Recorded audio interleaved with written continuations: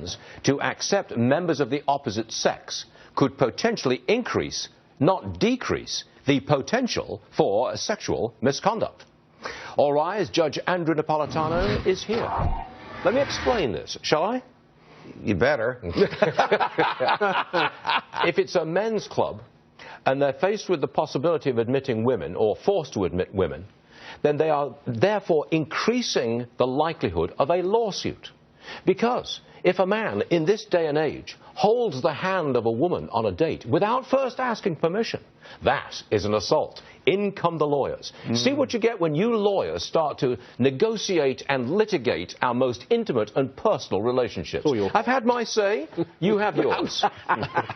You are the guest, after all. You're blaming me for what's happening at Harvard. Well, you're a lawyer, aren't you?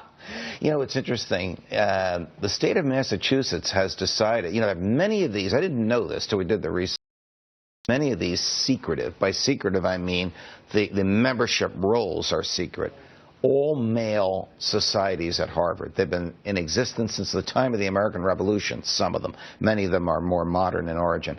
And every time someone complains, either a male who can't get in or a female who can't even be considered, the state of Massachusetts investigates and takes the same position each time. It's a private group. We have no jurisdiction over it. They can make their own rules and they can decide who gets in. That is not the law in every state. In New York, for example, where we are, the law is if you have 400 or more members, secret or not, you must be open to both genders. See, so why Harvard does what it does is as mysterious to me as why, I don't know, the London School of Economics does what it does. You're a lawyer, and so you're dissembling. The real story here is that lawyers, the law, is now controlling intimate relationships between men and women, and it should not do that. I absolutely agree with you. It should not.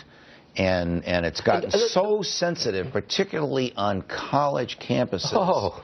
The only way this group and the similar groups escape the regulation of Harvard is by being off campus, where Harvard can't regulate them. So they're not regulated. Harvard doesn't regulate them, even though they're all undergraduates, and the state of Massachusetts doesn't regulate them because they're secret and private, and they don't perform any public function. But so you and I are freedom of association in the First Amendment, it should keep the government away from them. But we're in agreement that lawyers, the law, should not be in the middle of an intimate dating relationship between the sexes. Oh, absolutely. It's absolutely wrong. Absolutely. Because, we've had the no is no, no means no movement. Now we've got the yes means yes. So you must...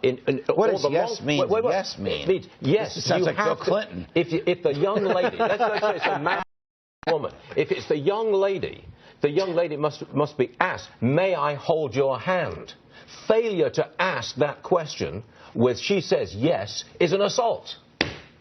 Next case. Oh, that is outrageous. That is insane. I can't imagine. And that's what's coming down the pipe. I can't imagine. That's why Harvard's doing what it's doing. All right, I can't imagine that the failure to say yes is a criminal assault. I mean, this is almost like the Corey Lewandowski, Michelle Fields thing, where he, pushed her like that to get her out of the way of Donald Trump, and he ends up a criminal defendant. Thankfully, that was dropped. Not every unconsented to touching is any of the business of the government. Yes, you're all right. Okay. Thank you, Judge. Come back soon. Right.